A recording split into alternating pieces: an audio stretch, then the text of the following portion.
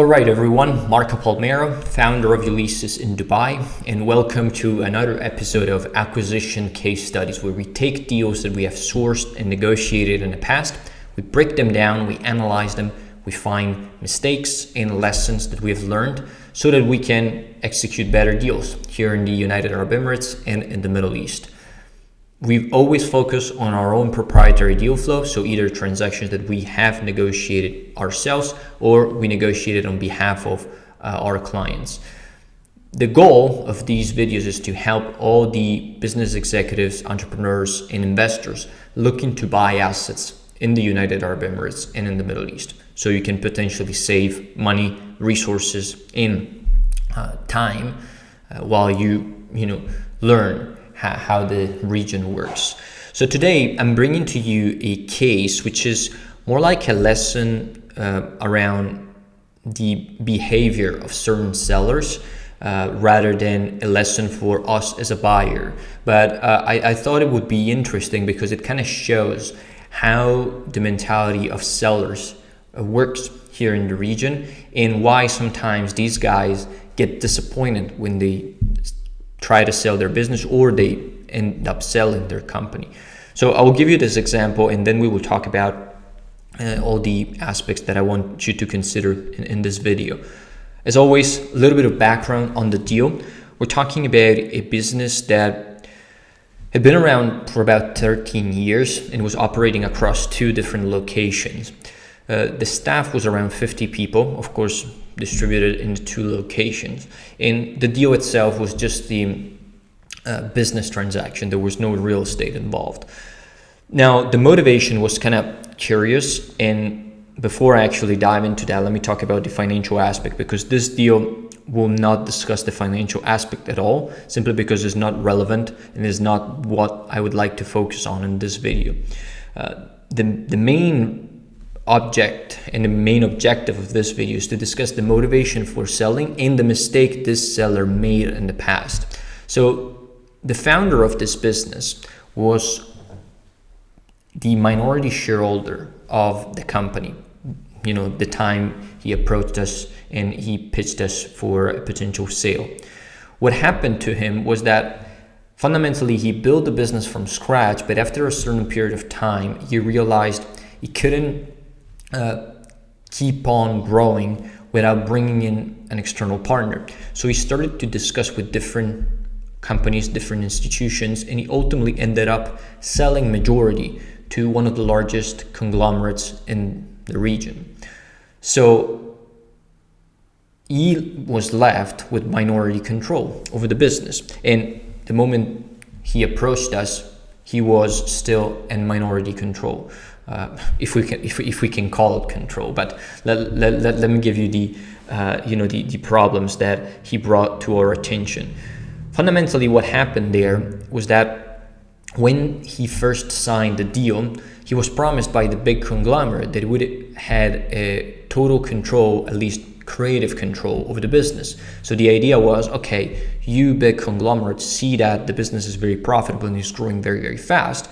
I'm going to give you majority control so that you can profit the most from the business. But I want to have creative control, so have the ability to bring my dream to fruition and keep building the business the way I see it and the way I envision it to be. So that's kind of like how the deal was structured back in the day. But the problem that happened immediately after is that the moment the big conglomerate took over, he didn't respect that part of the deal. And so he started operating the business as they wanted without leaving the previous founder control over the business. So fundamentally, he was still shareholder in the company, but he had no saying in the business whatsoever. And that, of course, is a reality when you are a minority shareholder in a private company. There's little to no right that you have. You can still piss off the majority shareholder, but in terms of having a saying in what the company is gonna do, you have pretty much no power.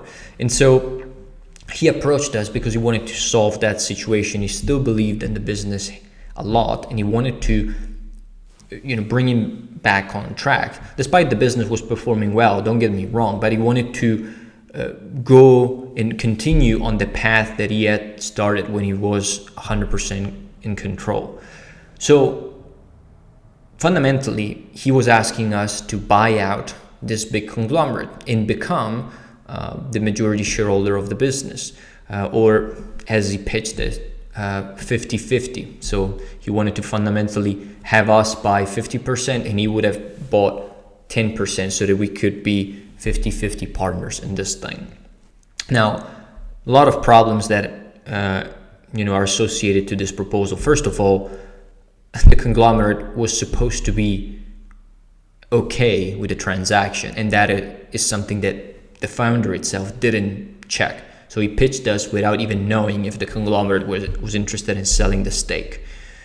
In addition to that, it was a very uncomfortable situation because even if we were to take over the business, it would have been a lot harder for us to leave him in total control, because it's something that we don't generally do as a company, right? We like active management. We're not passive investors. And so there were a lot of tricky points that kind of complicated the deal, and many others that I'm not going to mention in this video. But I think the point I want to get at, and the lesson that I took away from this discussion that I had, is that many small business owners many times get blinded by the fact that they're selling their business to a big group and they're having the so-called golden exit.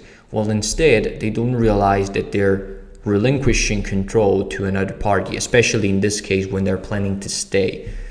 If you're planning to sell 100%, that is, of course, is not a concern. You can sell to anybody and you're going to be happy if they pay you the price that you desire. But in all cases where you decide to stay in the business and grow it, or work with the other side in building it, many times founders underestimate how difficult it's going to be to deal with other parties once they're in the company, let alone when they're majority, right? So many examples I've seen are companies who raise, that go ahead and raise funds, and they bring in minority shareholders at that point, but then they figure out they have a harder time selling the business because they have other people that they're preventing them from selling it because they invested in the business, and they might have clauses that are forbidding them from taking that exit. In another example, the one that I just gave you, if the party that you bring in is majority, you're going to lose control altogether. You're not going to have a say in the business, and you're going to be left as a minority shareholder collecting checks but not doing anything in the business that you have created. And the problem with that is that a lot of times sellers get blinded by the amount of capital that gets put on the table by a major group, but they don't realize what are all the implications involved, right? And so in some cases, it might be better for them to just stay with a smaller buyer who's going to be more willing to collaborate with them, rather than just going for the big shot and then being completely annihilated post-deal. And I think this is not necessarily an example that applies to us as Ulysses, because we tend to buy a business 100%. But I've seen many companies make that mistake. And when we go ahead and look at negotiating deals with these owners, we see that they approach every single transaction with the mentality, a big group is coming in, I want to try to cash in as much as possible, but I'm not going to care too much about what happens next. And of course, that might be an advantage for buyers, right? Because if you are a shark, you can take advantage of that situation. But in most cases, it creates a very complex situation, because then the other shareholder is going to create passive resistance within the business. He might try to sabotage the business and do all these crazy things that you don't really want to happen. Now, why am I saying all these things, and why have I used this example in this series? Well, because I want to discuss with you the concept of avoiding keeping people on board unless this is strictly necessary. What I found is that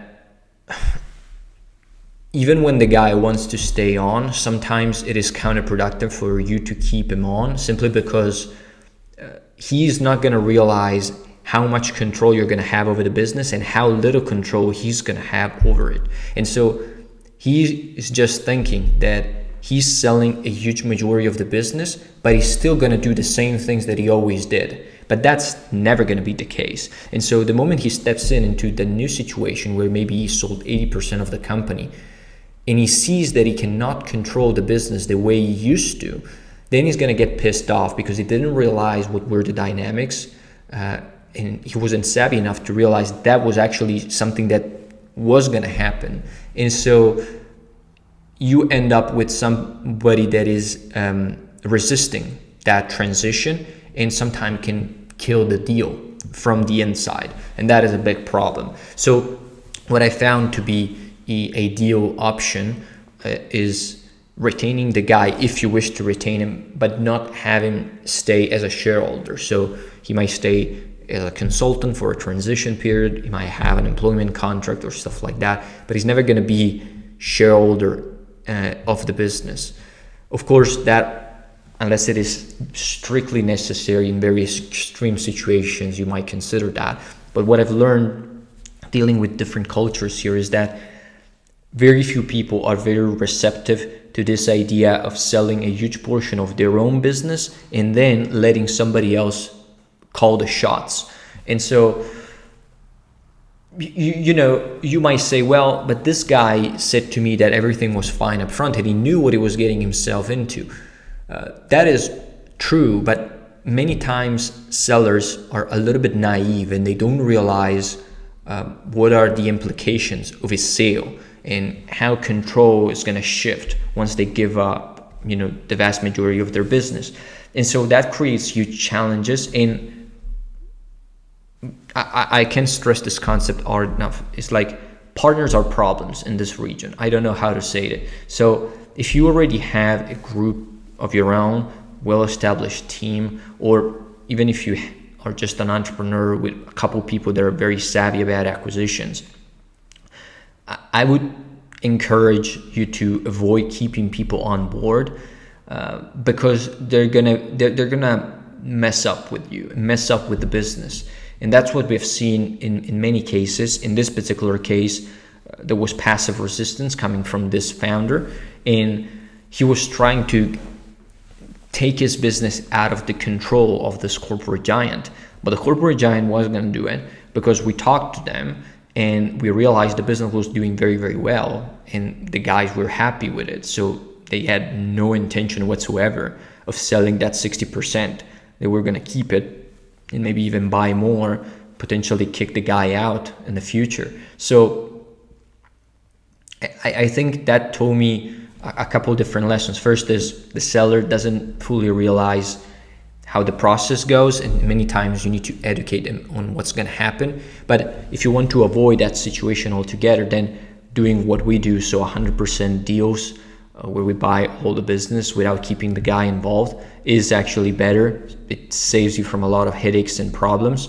You still have the guy as a consultant or employee. You retain him, might have seller financing and earnouts to keep him incentivized, but it's not going to be a shareholder anymore. At least that's what we have found to be effective, because again, many people underestimate how bad it can get when a guy is swimming in the other direction.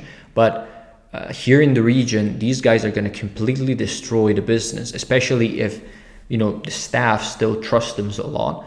He's going to start to fuck up with people and tell them that the new owner is not doing things right. These guys are going to believe him and the business is going to go, sideways. So I think that is one of the takeaways I had after these couple of discussions. Of course, this wasn't a deal that we pursued actively because it was a no-go for us for many different reasons. But I felt the lesson itself was kind of important. It showed me how to approach the discussion with sellers and how to make sure we avoid problems when transitioning a business. So hopefully you find this episode helpful, and I'll see you in the next one.